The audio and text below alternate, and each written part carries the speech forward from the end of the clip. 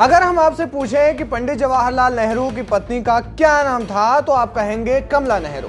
आप सही हैं, लेकिन अगर मैं आपसे कहूं कि उनकी एक और पत्नी थी तो क्या आप यकीन करेंगे? शायद नहीं, लेकिन ये सच है। उनकी एक और पत्नी थी और उनका नाम था बुधनी मंझियान। जो उनकी पत्नी होने के बावजूद उन्होंने बहिष्कृत जीवन जिया। अब कैसे बुधनी मंझियान नाम की एक आदिवासी महिला उनकी पत्नी थी और क्या ये पूरा मामला है, आइए जानते हैं। ये बात है साल 1959 की, जब पंडित जवाहरलाल नेहरू झारखंड में पंचेत बांध का उद्घाटन करने के लिए गए हुए थे। उसी दौरान मंच सजा था और पंडित नेहरू का स्वागत किया जाना था, जिसके लिए 15 साल की एक लड़की बुधनी को उनके स्वागत के लिए खड़ा रखा गया। नेहरू को बुधनी ने एक माला पहनाई, जिसे पंडित नेहरू ने भी उतार कर बुधनी के गले में डाल दिया। इसके बाद जब बांध का उद्घाटन करने के लिए बटन दबाना था तो नेहरू ने फिर बुधनी को बुलाया और उन्हीं से बटन दबवाया। इसकी तस्वीरें भी छपी और उस समय में कोलकाता से प्रकाशित स्टेट्समैन और आनंद बाजार पत्रिका में और भी बहुत सारी कई पत्रिकाओं में ये प्रकाशित हुई। लेकिन ये सब दृश्य बुधनी के आदिवासी समाज को चुभ गए।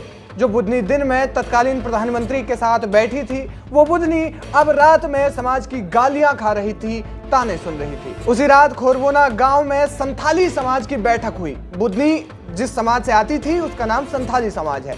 कहा गया कि आदिवासी परंपरा के मुताबिक माला वर को पहनाते हैं, इसलिए वो नेहरू की पत्नी बन गई। चूंकि नेहरू जाति से संथाली नहीं थे, इसलिए एक गैर आदिवासी से शादी के आरोप में संथाली समाज ने बुधनी को जाति और गांव से बाहर निकालने का फैसला सुना दिया। इस फैसले से मानो बुधनी की दुनिया हिल गई, उनका बहिष्कार कर दिया गया। जो सम्मान का हार पंडित नेहरू ने बुधनी को पहनाया था, वो सम्मान का हार उनके लिए अभिशाप बन गया। हालांकि बुधनी ने इस पर बहुत सफाई दी, बहुत कोशिशें की, लेकिन किसी ने भी उनकी एक न सुनी। यानी दुनिया बुधनी को नेहरू की पत्नी के रूप में चाहे स्वीकार न करे, लेकिन संथाली समाज की नजरों में वे नेहरू की पत्नी हैं। संथाली समाज में उन्होंने तब से लेकर अब तक सिर्फ बहिष्कृत जीवन दिया। वे गांव के ही बाहर एक टूटे फूटे से मकान में रहती थी। साल 1962 में डैम बनाने वाली कंपनी के साथ जब बुधनी समेत कई अन्य मजदूरों का कॉन्ट्रैक्ट समाप्त हो गया तो वे बंगाल के पुरुलिया चली गई और वहां मजदूरी करने लगी, जहां उन्होंने एक मजदूर सुधीर दत्ता से शादी कर ली।